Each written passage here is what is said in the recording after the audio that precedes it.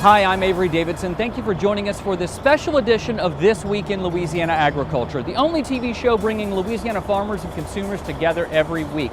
And the reason this is a special edition is because we are on the streets of Madrid, Spain. In fact, right across the street there is the Ministerio de Agricultura, the Ministry of Agriculture for the entire country of Spain. Now, why would TWILA be coming to you from Spain? That's because LSU Ag Leadership Class 15 is on its capstone international trip, touring farms, ranches, and even a place that has some close ties to Louisiana all across Spain and Portugal. We're going to wrap up in Lisbon. Now, let's start off with that place that has a close tie to Louisiana. You see, Spain is one of the few countries which actually produces crawfish, although here they don't call them crawfish or crayfish, they call them cangrejo de rio. The rice fields around Isla Mayor in southern Spain look a lot like those found in southwestern Louisiana.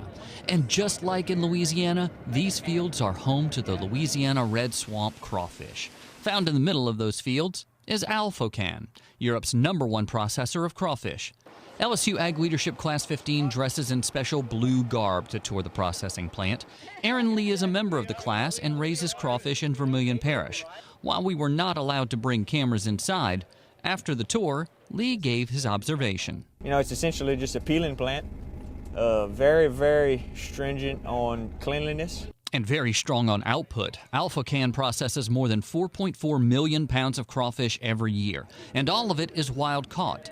That's because the rice farmers may own the land, but once they flood their fields, the water is public. That means anyone can come on their land and trap crawfish. We consider it wild caught here because there is no repopulating. So the figure of the farmer is different than the fisherman. So you have dedicated fishermen that dedicate their activity to fishing the crawfish, and you have rice farmers, though they might fish, but they're not involved in the life cycle of the crawfish. Nicholas Rue is the general manager for Alfocan.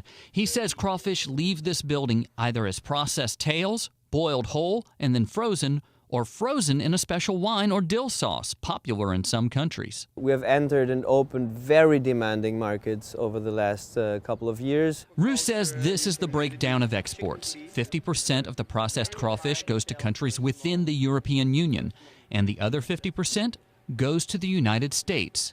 Those statistics bother Lee. I'm really not a fan of any foreign crawfish coming into the U.S. market. I mean, that's money in my pocket. That's market share that they're taking from me personally. You know, that's why, you know, things like that hit closer to home to someone like me, because that's my livelihood. You know, so any outside factors that we have affects me personally. Spain's #1 crop? Olives. In fact, Spain is the #1 producer of olives in the world. A lot of those olives get pressed into olive oil, which you and I enjoy on our tables every day. And one of the places where they make a lot of olive oil is here at Louisiana Algaides. Let's go see how they do it. This is where your olive oil starts. Olive trees dominate the landscape in Spain. In some places, there are olive trees as far as your eyes can see. In the area around Villanueva de Algaides, farmers grow 3 main varieties of olives: Hojiblanca, Picual, and Arbequina. Spain is the biggest producer of olives in the world. Some of the trees you see across the country are old, dating back more than 2,000 years. Most of those olives grown in Spain are used to make olive oil. Louisiana Algaides makes between 5,000 and 10,000 metric tons of olive oil every year. The process starts here, where farmers bring their olives. The olives are then washed, cleaned, and sorted.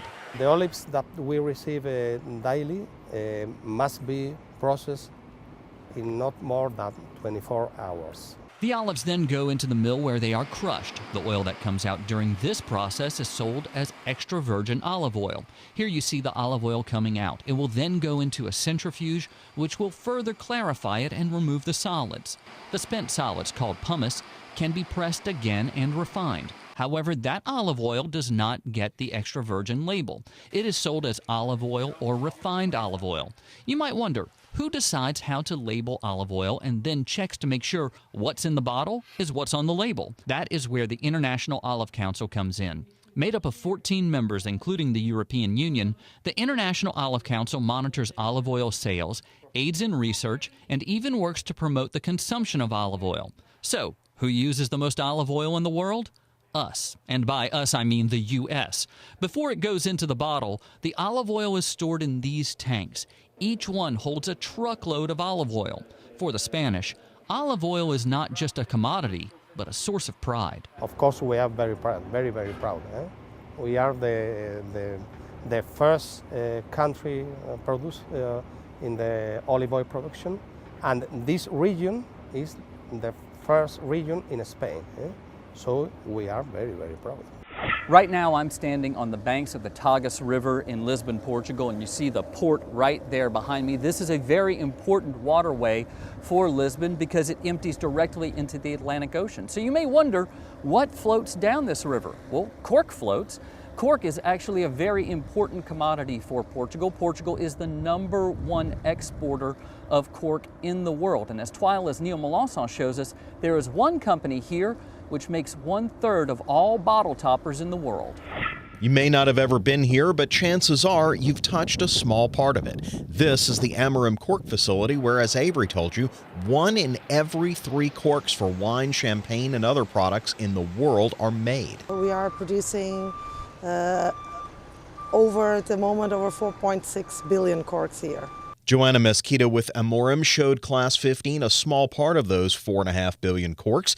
The cork bark is brought in sheets and steamed, softening the already pliable wood.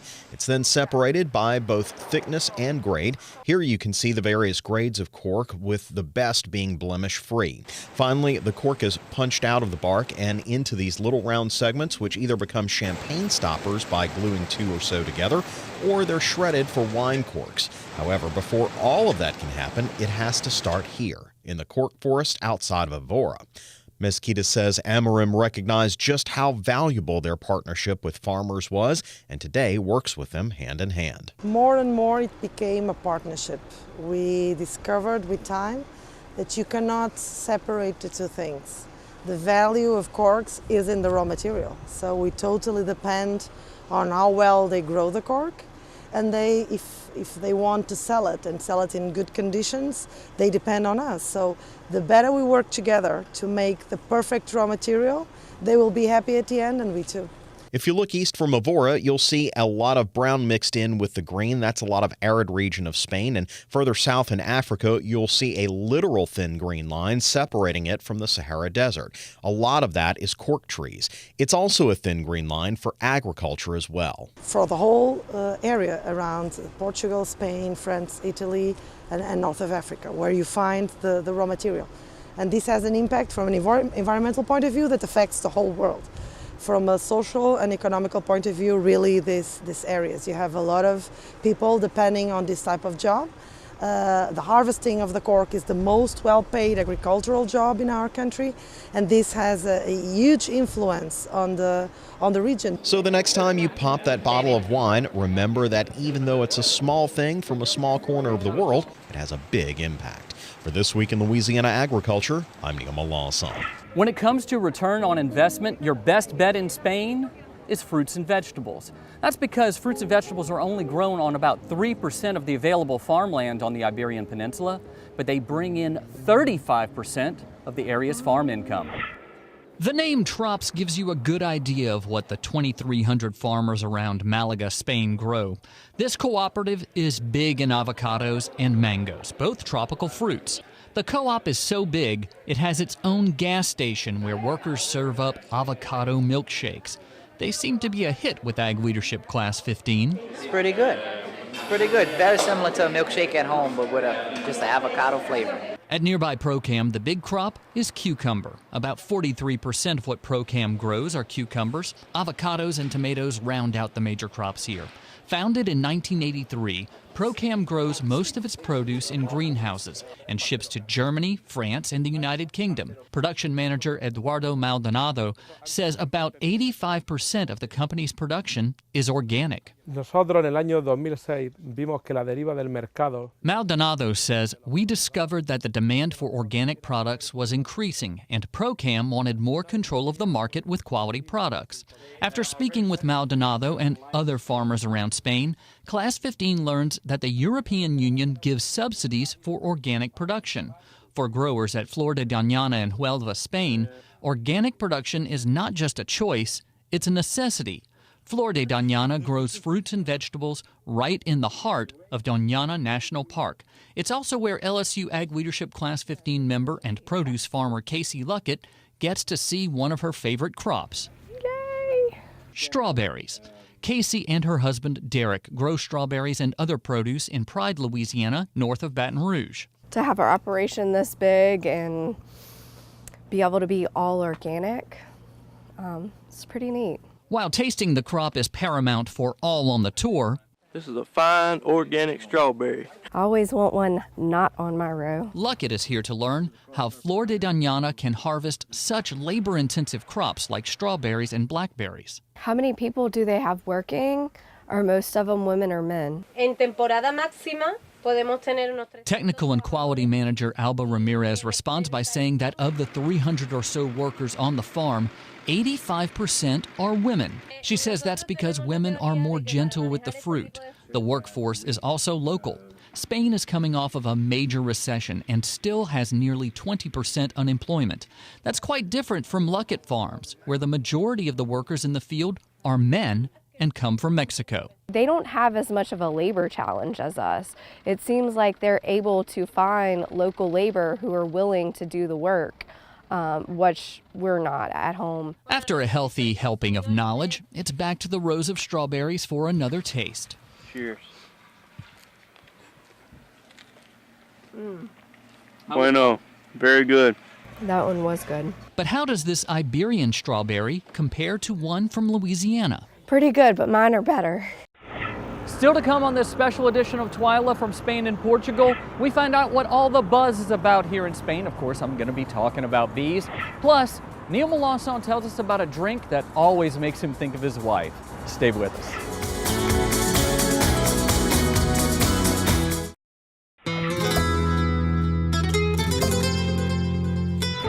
Thank you for sticking with us on this special edition of TWILA from Spain and Portugal. I'm in probably the most beautiful spot that we've stopped yet. This is the balcony of Europe, and it is right on the Mediterranean Sea. Sergio Sanz is providing the great sounds that you hear right there. He's got a CD that he's selling to folks as they walk by, and the scenery, I mean, the rocks, the houses, the water, everything is just absolutely gorgeous. I don't know that I'm going to come back to Louisiana after being here because the weather is absolutely perfect. But you know what else is perfect around here? The horses. The Pura Raza Española is a breed of horse that is indigenous to the Iberian Peninsula. Now, you probably know it as the Andalusian horse. It's been a breed here since the 15th century, and it is still riding strong in the 21st century. It's known as the Pura Raza Española, the pure Spanish horse. Its gentle characteristics make it prized, and early Romans identified it as an ideal war horse because it took instruction so well. Here at the Yeguada de la Cartuja, they've been breeding them on this property since the 15th century. Set in the hills outside Seville, this Carthusian monastery has records on this horse breed from that time. This is the monastery's original brand, in fact. Patricia Sabajas, head of PR for the now government-run facility, said in all this time the Cartuja lineage of Andalusian horses haven't changed in genetics or temperament. It's easy to train. It's true that it's not suitable maybe for jumping or running, but for someone who wants just to ride for pleasure, it's perfect. It's very obedient, very charming, and it's an easy learner. This is a typical Andalusian, gray color with shorter legs than most American thoroughbreds. Here you can see the modern brand of the Yeguada facility. These horses are also known for their luxurious manes and beautiful dappled coats. It's very much humanized, we would say. And that's specifically because of the character, not only because of the physical beauty and the compact of the form and the balance. It's mainly because of the character. So how much for one of these that really isn't a racehorse? Well, they've been sold as much as 5 million euros. Yeah, that's about 6 million in the U.S. Still, many horses go for much less than that, of course. There's about 280 head here at the Yeguada School, including this one that was literally born yesterday at the time of the shooting. They're kept penned up only until the foal gets a little stronger. Self-sufficiency here is part of the deal. We grow our own food. We try to be as self-sufficient in that matter as possible. We grow different types of like hay, alfalfa, and we have some part of the farm is to pack and use it later on, and some part of the farm it's to graze in freedom on different stages of life on different paddocks. So while you may not be seeing these horses at the racetrack anytime soon, they are unforgettable characters that charmed many in the Ag Leadership class, and me as well. For This Week in Louisiana Agriculture, I'm Neil Malasson. Farmers in Spain and Portugal would not have successful fruit and vegetable crops were it not for successful pollinators. Now, obviously, pollinators, I'm talking about honeybees. On this trip with LSU Ag Leadership Class 15 are 2 Louisiana beekeepers who give their perspective on an apiary we visited on the Iberian Peninsula. The hum of buzzing insects may make some people turn and run away, but for Louisiana beekeeper and member of LSU Ag Leadership Class 15, Amy Weeks, it draws her in, well, like a bee to a flower. It's already very different from home. Weeks, along with other members of Class 15, are at the Cortesano Honey Ranch south of Seville. This apiary has about 2,000 hives. The bee bumbler himself, Randy Fair, is an alum of the Ag Leadership Program and is along for the tour. He's here to learn about the challenges Spanish beekeepers face. Beekeepers are all the same. We love our bees, we love our honey, we want to do the best we can for them, but each country has a different problem. Right now ours is the small hive beetle. Here they mentioned the wasp that we don't have yet. Other countries have a giant hornet that can just decimate a hive. And I'm glad we don't have that either. But it seems like just about all of us have the varroa. #1 decimator, killer of the beehives in the world. Weeks is noticing some of the differences. Like the rosemary the beekeeper adds to the smoker. Beekeepers use smokers to make bees less aggressive. I've heard that some herbs do have a more calming effect on the bees, so maybe it does.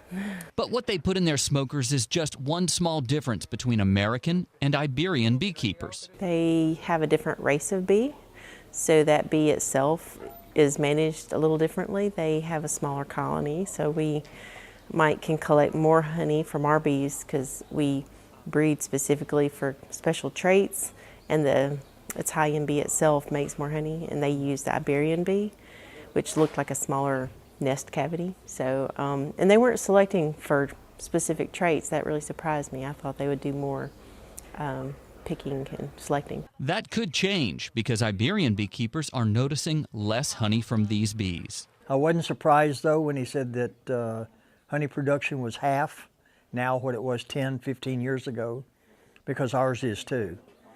And they're attributing it to pesticides. And I agree, partly pesticides, but in the U.S. it's also loss of floral sources, habitat for pollinators, and also the varroa mite. I mean, they're decimating our bees. And they have them here. What the beekeepers at the Cortesano Honey Ranch also have is a thriving agritourism business, complete with a restaurant and gift shop. I like the way they incorporate more education into their whole business plan. I thought that was really smart, and if there's room for it, why not do that? Want to know why I love this job? Because I get to go on a trip to Spain and Portugal and stand in one of the coolest places I've been yet. I'm on a rock overlooking the Mediterranean Sea. You can hear the waves. I'm getting hit with the spray, and I'm right under the balcony of Europe. How cool is that? And in this precarious position, I'm kind of glad I haven't had too many glasses of the Spanish wine, but after sampling more than a few, I can assure you it's quite tasty. But there is a fortified wine that originates from Spain, mostly used for cooking, but all of it starts with white grapes from southwestern Spain. When you first walk into the Real Tesoro Distillery in Jerez, Spain, it seems more museum than sherry winery. Even the barrels are hidden behind a family legacy that's over 500 years old. To say that it's a museum is no boast. There's an art gallery here on the property. A donor gave more than 100 original Picassos to it alone, making it the envy of many world-class museums by itself. But it does make sherry, a lot of it. Room after room is filled with barrels upon barrels upon barrels. So many, in fact, that there's warehouses full of them with their own street names. Sherry, like most wines, is more valued the older it gets, and some of these in the main rooms date back to the 1920s. For far longer, though, Real Tesoro has had a relationship with the farmers who bring them their grapes. You can see it mixed in with the barrels and bottles here, old pictures showing a time when farmers brought them in from mules and wagons. Here in the modern era, sherry is at least made in the same way that it used to be. So we increase the alcohol content, we kill the yeast, and produce the oxidation process. And that's it. Class 15 got to taste 3 different kinds, from dry to very sweet. Class member and sugar producer Steven Simino said he got a taste of home from it. This one actually tastes like Steen's syrup.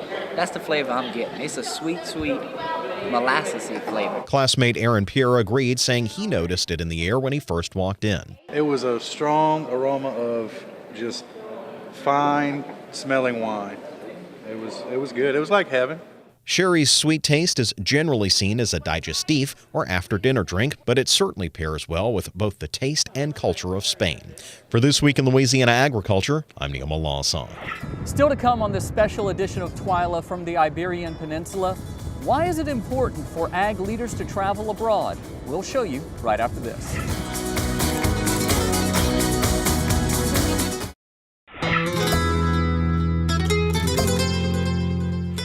This trip to the Iberian Peninsula is just as much about learning as it is for fun. This is the 15th international trip for the LSU Ag Leadership Program. In fact, TWILA's Neil Melanson is a graduate of the program, and he spoke to the coordinator, Dr. Bobby Swallow, about why it is so important for future ag leaders to get outside of the United States. A lot of ground was covered in the 13 days the Ag Leadership Class was in Spain and Portugal. In fact, we left quite a bit out of the show, including some things like Iberian ham, which you'll get to see next week. In addition, some of what the class learned about international trade has been left off, but Ag Leadership Director Bobby Swallow said for him, a good understanding was developed not only about these two countries, but about European agriculture and mentality as a whole. Hearing a tour guide talk about their impression, European impression of Americans, that was a great thing for our group to hear, because it's all about our impression upon them. Now, that she wasn't saying that to the group specifically, she was more or less talking about the general European opinion towards Americans in general. And I think it's important for our group to understand that, because if we start talking about trade issues in the future and relations of any kind in the future. That does it for this special edition of TWILA from the Iberian Peninsula. Before we go, I have to thank a few people. First and foremost, Dr. Bobby Swallow and Cheryl Duplashen with the LSU Ag Center. All of your hard work and dedication made this trip a success. And you know, you had a tough job having to wrangle all the cats I call classmates. To Jürgen Knoll, thank you. Merci. Danke. Obrigado. Gracias. I can't speak every language you can, so I can't say thank you in every language that you deserve to be told thank you in, but you definitely showed us a side of Europe that we would not have seen without your help, and you really put some perspective on it, Jürgen, so thank you very much. I need to thank the guy who's standing behind the camera right now, Mr. Neil Melanson, who is also a graduate of the Ag Leadership Program. He's got his headphones on and he's looking into the viewfinder, so he can't really come in front of the camera so you can see. If you liked the stories that you saw here, you can watch them again on Facebook, you can follow us on Twitter, you can check us out on Instagram, and also be sure to check out the blogs written by each of the classmates. You can find that at twilatv.org. For all of us here at TWILA, thanks for watching. We hope to see you again right here next week.